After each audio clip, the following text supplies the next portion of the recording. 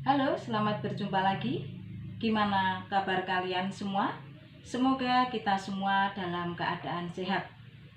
Pada kesempatan ini, saya akan menjelaskan tentang pelajaran sejarah peminatan kelas 11, bab 2, yaitu tentang pemikiran yang melandasi peristiwa penting di Eropa serta pengaruhnya di Indonesia.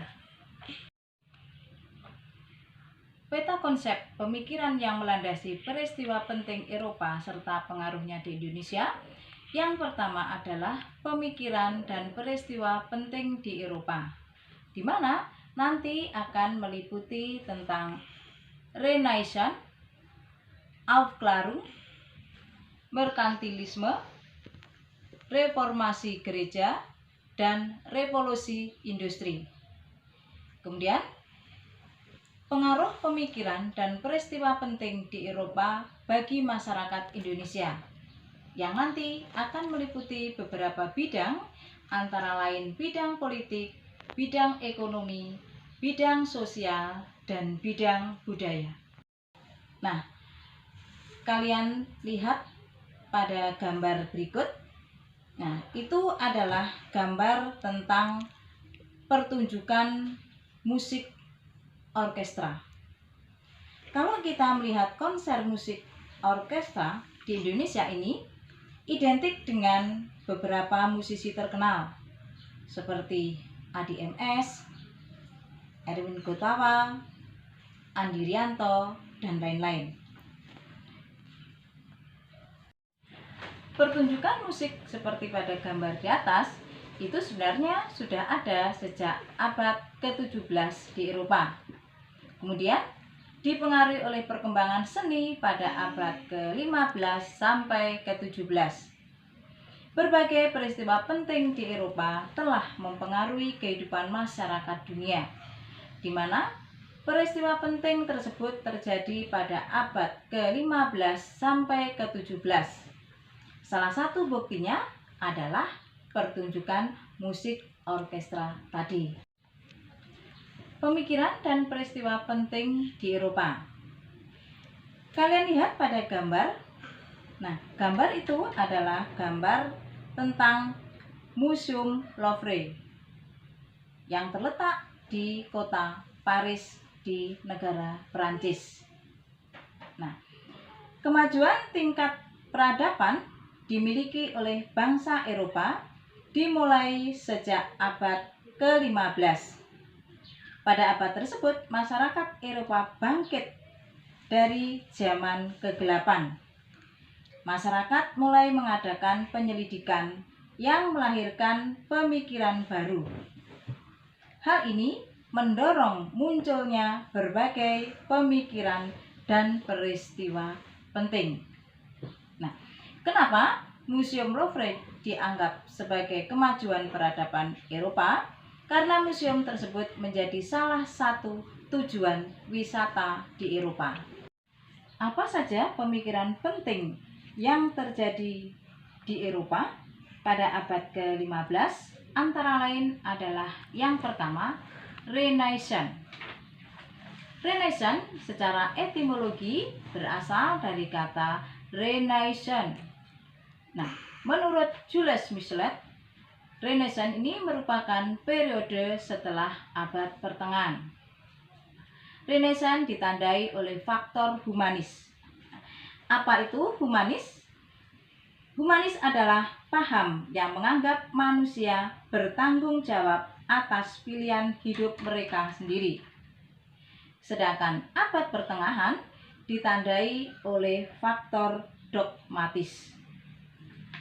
Renaissance itu juga dikatakan sebagai tonggak awal kemajuan bangsa barat sekaligus berakhirnya feodalisme dan kekuasaan absolut kerajaan. Yang pertama adalah zaman kegelapan atau The Dark Ages. Zaman kegelapan terjadi pada abad pertengahan kehidupan, di mana kehidupan itu diwarnai dengan kemiskinan, peperangan, dan kesengsaraan akibat wabah penyakit. Nah, Sedangkan abad pertengahan ini didominasi oleh kekuatan gereja, di mana gereja adalah merupakan kekuatan yang harus dipatuhi oleh rakyat, bahkan oleh raja.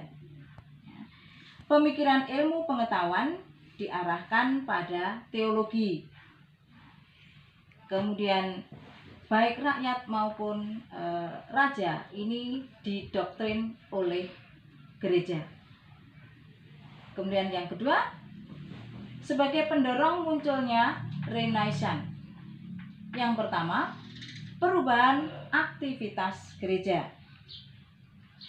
Perubahan aktivitas gereja ini di mana gereja mulai menerapkan strategi baru untuk menarik aktivitas ibadah masyarakat dengan menggunakan teknik visual, yaitu mengadakan pameran, kemudian mengadakan ceramah dengan menampilkan citra dan teladan. Kemudian yang kedua, timbulnya kota-kota dagang yang makmur. Timbulnya kota-kota dagang yang makmur tadi ditandai dengan munculnya konsep optimis. Sedangkan yang C adalah pengaruh kebudayaan Yunani dan Romawi kuno pada masa Renaissance.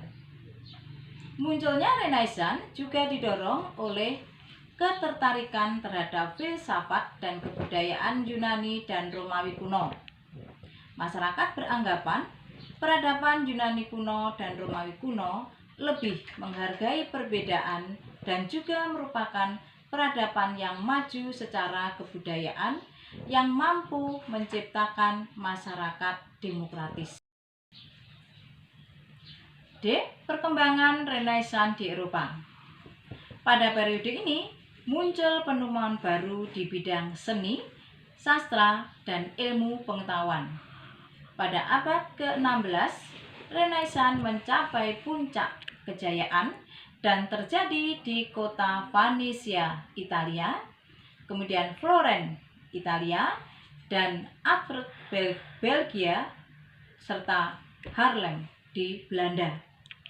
Pada masa itu, orang-orang melakukan berbagai penelitian dan menemukan berbagai pemikiran baru. Yang E, pengaruh Renaissance bagi masyarakat dunia. Pada masa Renaissance, pengaruh gereja menurun. Hal ini disebabkan oleh sikap bebas masyarakat yang tidak lagi terikat oleh doktrin gereja. Golongan cendekiawan mulai melepaskan diri dari pengaruh gereja. Ilmu pengetahuan mulai bertentangan dengan pandangan gereja.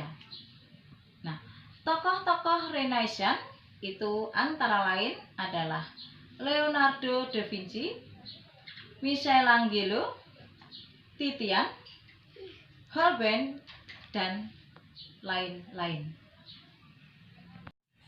Demikian tadi penjelasan tentang pengaruh Renaissance, dan sampai jumpa lagi pada pertemuan berikutnya, dan salam